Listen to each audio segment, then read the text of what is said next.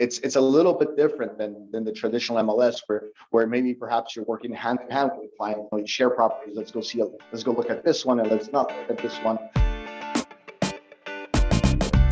Hey investors, Bradley here from Watson Estates, and you're listening to the largest and fastest growing podcast for Toronto real estate on iTunes, Spotify, and Google Podcasts. Market's crazy, bidding wars everywhere, people losing their shirt in exchange for a house. Well, how about if I could introduce you to a platform that would allow you to access off-market deals? Even those of you who are realtors, you could collect your commission and be able to add tremendous value to your clients. And for those of you who aren't licensed, maybe you're wondering, why the hell do I not get off-market deals? I think that's a fair question, especially when there's platforms available for you today.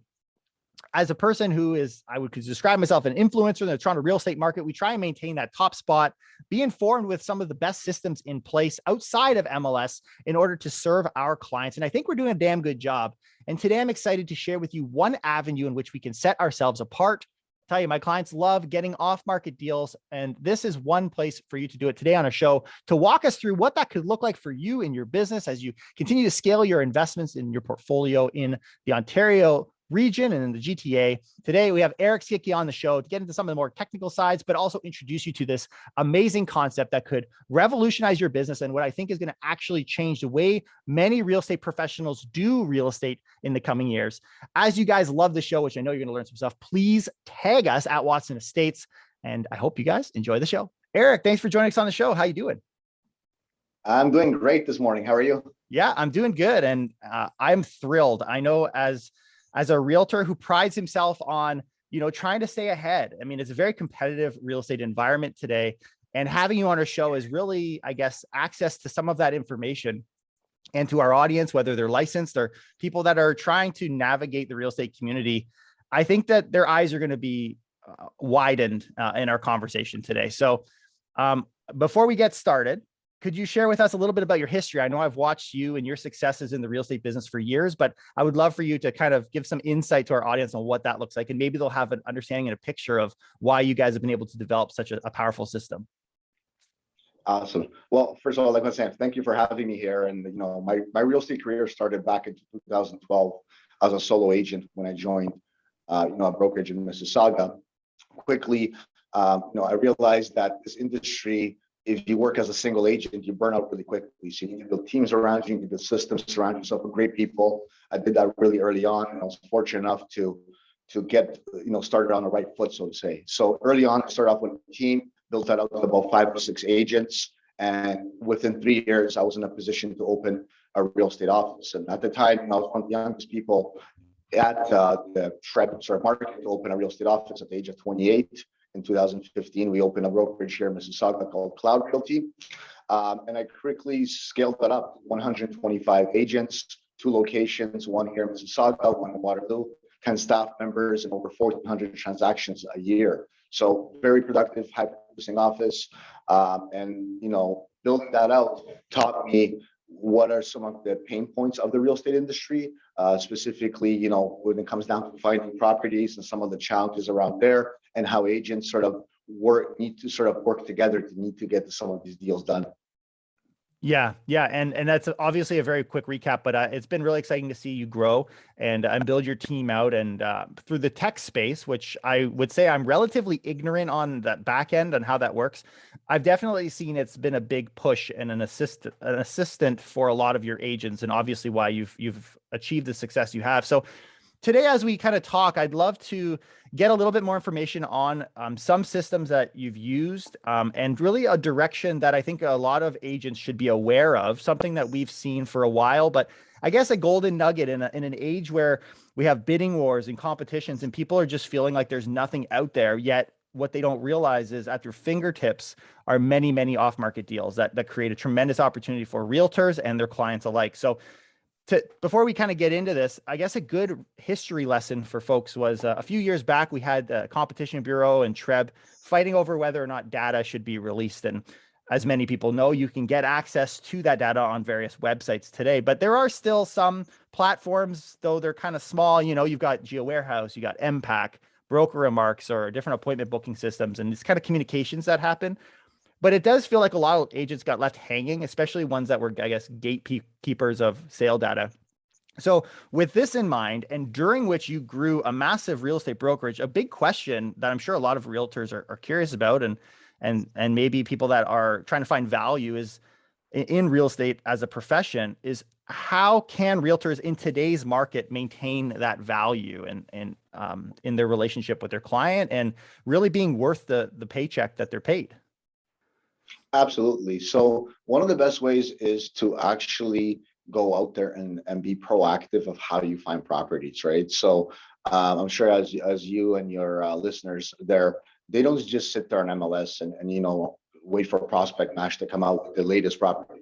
They have to go out there and find these exclusive properties. And traditionally, it was done in such a way where these deals were done behind closed doors, golf courses, networking events, whatever you may kind of call it. And slowly sort of evolved into more Facebook groups and maybe some things on Kijiji and whatever, and sort of that space. And what we started looking at is trying to find a way to consolidate all that, and how can you make one sort of market where people can come and sort of regardless if you have a property that you're looking to list exclusively, or something that that you want that you're from the buying side and you're specifically looking for a specific type of property. So it became sort of a question of how do you solve it from a technology point of view, and that's something we decided to tackle on. Yeah. So we'll get into the tech side too. And I want to really dive into some of the capabilities and functions I've seen, and maybe stuff that I haven't even realized, because I know you guys have a even modified version coming soon, which we're really excited about hearing that too. But before we go there, I want to kind of set, I guess, a starting point here. We've had wholesalers come on our show. Some of our listeners are maybe familiar, but very much the wholesale community is unregulated. There's a lot of it's very much a wild west in the real estate community, and it happens kind of below and out of the sight of any legal oversight at all. Like it hides completely. And often people are skeptical or nervous to enter an off-market world because they don't know how to navigate that. Realtors don't know what that looks like, and it's almost too risky. But at the same time, there's this tension, because who wants to get in a multiple offer bidding war? So there's this kind of desire to get into that off-market space. So there are some, I guess, in-betweens that land where they work with an agent, but they want to list it exclusively. So in this space, when you're working with a realtor, could you maybe explain, because we haven't talked about this too much on our show, the difference between having an MLS listing and someone who chooses to list it exclusively? What does that relationship look like? Absolutely. So someone who decides to list exclusively has a particular motive or sort of agenda in mind, and it's usually around the issue around privacy. So it has to deal with either the privacy of the individual. So they may be like a high profile individual, or someone who doesn't perhaps want their name attached or being publicly out there, or from a different perspective, it might be the privacy of the property itself. So sometimes, for financial reasons or for reasons of security, people don't want you type in their home address and displayed all over the internet and seeing sort of pictures of the inside of the home and all that sort of stuff, right? So the relationship, between the client and sort of the agent is one that is around privacy, and it's always centered around the idea of like, how do you promote this property without going out and flat out advertising? So it's like you're kind of in that tricky position as an agent when you're listing that property. At the same time, when you're on the buying side and you have a client that's tells you, I've seen everything on the MLS market, find me something else, and you're in that position that you're, like I said earlier, you have to be proactive, and you have to actually go out there and do the work as agents are supposed to, as far as I'm concerned. So it's a little bit different than the traditional MLS, where maybe perhaps you're working hand in hand with the client. You share properties. Let's go look at this one, and let's not look at this one. For systems like Collab and stuff like that. So it's slightly different, I would say, and it definitely requires more work for the agent side, but definitely provide more value to your clients, and that relationship is solidified for time to come. It really is a perfect storm that's happened, even with all of this fighting over information, and everyone seems to be running in the one direction, where not every seller is comfortable with that. In fact, hundreds today are not, as we can see on the systems that you have. And in some ways, in its infancy, we're just kind of rolling that beta program out now. And so I really, truly do see this taking off. I do. And this is why I want our listeners to be first to know about it and to be able to access this and kind of flex those muscles with clients in a time that is still, though there's obviously pressures on the housing market, is still extremely competitive. And I think this is going to be a really good chat because I want to get into some of the more, I guess, details of how the system works and what that looks like first, because obviously there are some that can't access it, but for licensed people, they can. So obviously I hope they go and play around with it. But what I've come to realize in really farting around with the BrokerPocket platform is you could run your entire business as an agent off of this system. Like, it really is set up to allow you to do that. And so if you want to become, if someone wants to strategically become the off-market realtor, believe it or not, it is doable with this type of interface. So tell me, well, we'll spill the beans a little bit. What is BrokerPocket? What exactly do we have here? What is a system that I think many people are going to begin to seriously rave about?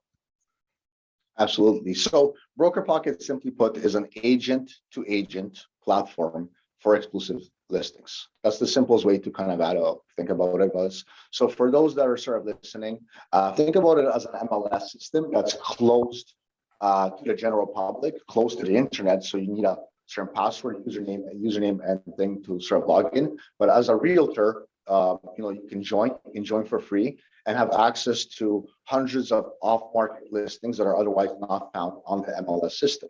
So it's kind of like a secondary MLS system that kind of hosts all these properties. It also has the ability to network with other agents outside the current market. So that's sort of the exciting of 2.0 release, as you sort of tapped upon.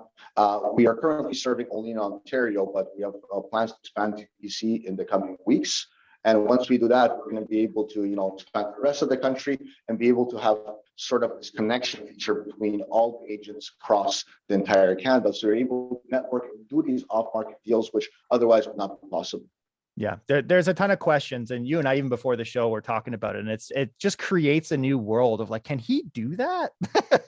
And even when we look outside of Canada, it's a very popular thing, right? There's a lot of private companies that do better. I mean, not to crap on realtor.ca, but I don't use it that much. There's a lot of other systems that have really come alongside with the same information and just do it better, but there hasn't really been a response to off markets or exclusives. And it's sometimes frustrating.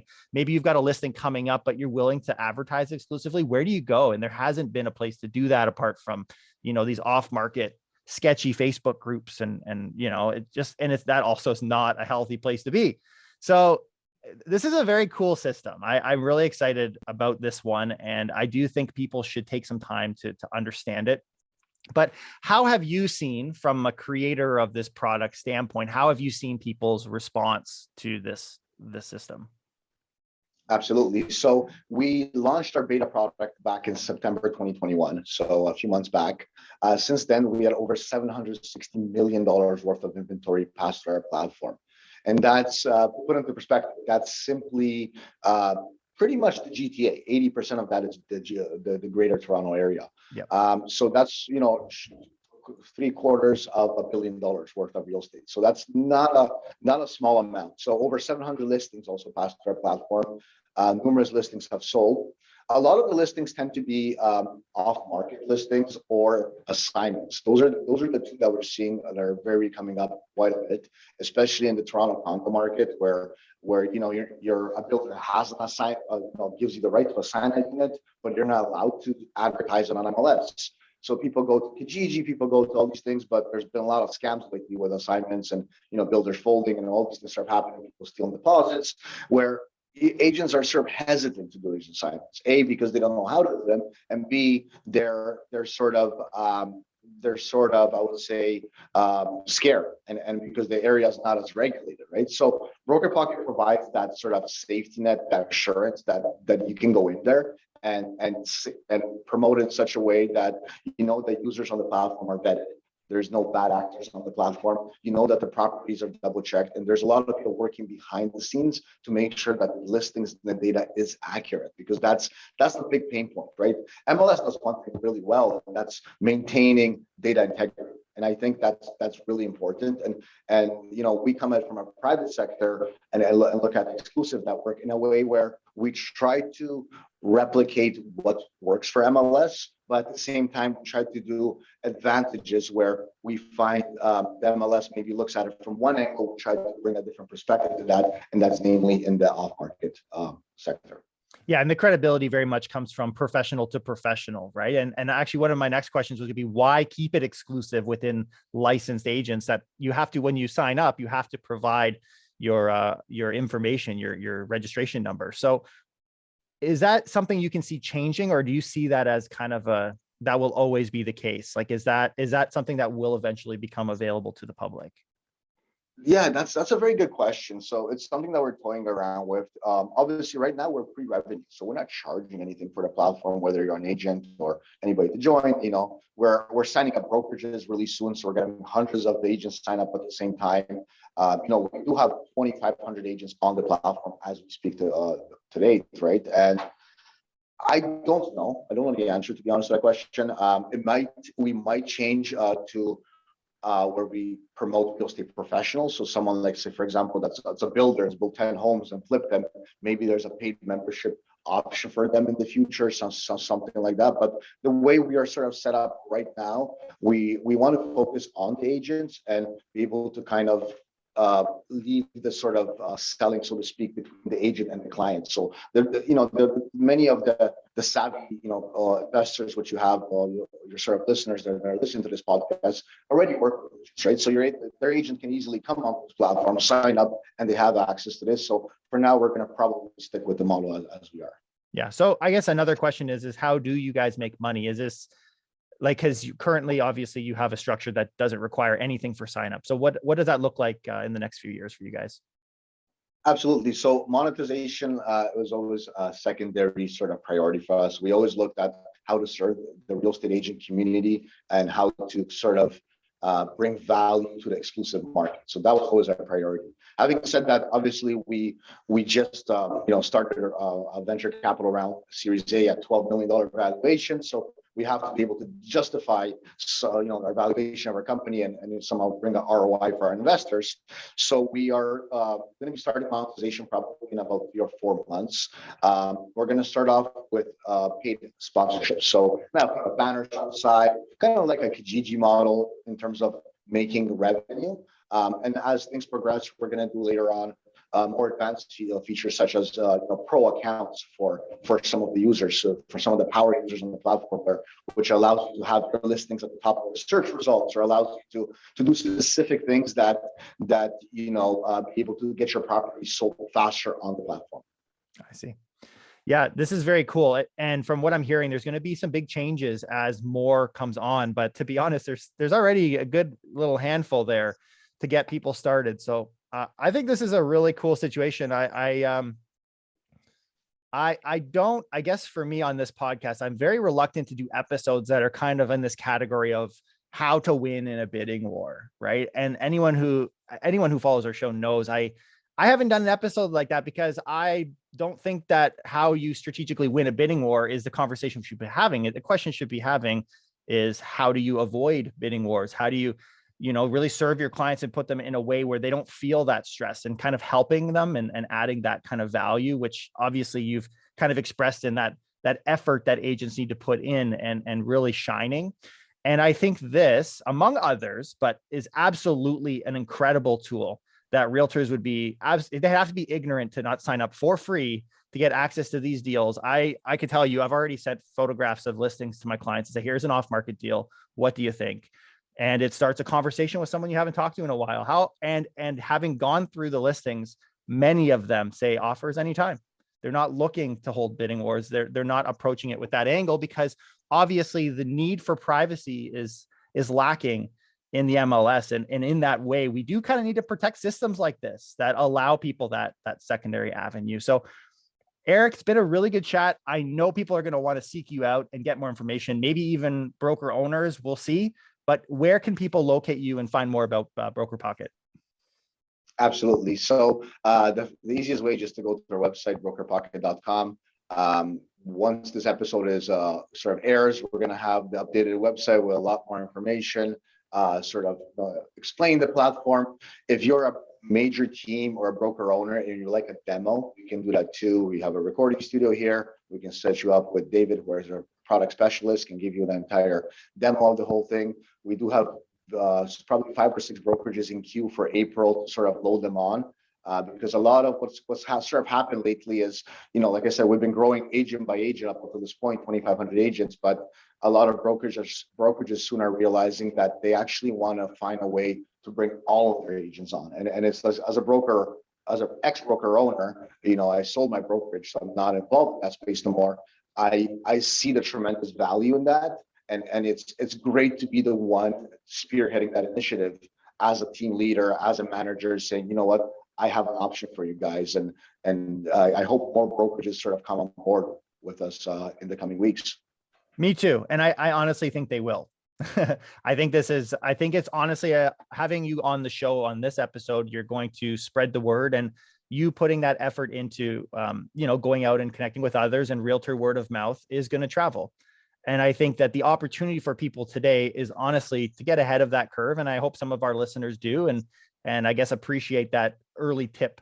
So where can some of our average folks find you? Are you guys on Instagram, or what's the easiest handle to get a hold of you? Yeah, so I guess Instagram is at BrokerPocket, BrokerPocket.com. That's sort of where we are. We post a lot of stories about kind of what's happening at the office level. If you're in the area and by Mississauga, Winston Churchill, Dundas, and you want to drop by our office, we always invite you. You can come on announced. Even we're cool like that. We're kind of hip in that style. But online is the easiest way. BrokerPocket.com, Instagram, LinkedIn. You kind of see the latest sort of episodes, and be able to find us there. Very good. If you guys learned something today and you want your realtor to start doing something and send you off market deals, this is a good video to send them. You can tag us as well at Watson Estates. But Eric, appreciate you taking the time to come on the show, and we're looking forward to seeing all the success you guys have over at BrokerPocket.